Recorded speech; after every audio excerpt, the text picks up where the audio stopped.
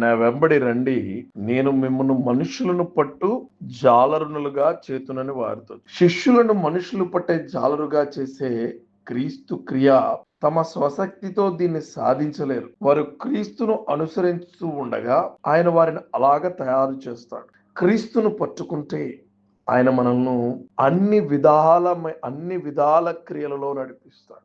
Bible ప్రకారము మనుషులందరి విషయంలో నేను మరలా చెప్తున్నా, నేను అంటే అహం, నేను అంటే గర్వం, నేను అంటే ఆంతరంగికను ఎక్కువ చేసుకోవడం అనేది భ్రష్టమైన క్రియ, పాపమైన క్రియ, పాపభరితమైన క్రియ, మరణానికి ప్రాప్తమైన క్రియ. స్వభావ సిద్ధంగా వ్యక్తి దేవుడు వెంబడించాలి అంటే అతని కోరికలు, అతని ఆలోచనలు, అతని చర్యలు అన్ని కిందకు వచ్చేస్తాయి. తన కోసమే జీవించే వ్యక్తి దేవుని కోసం జీవించడం సాధ్యం.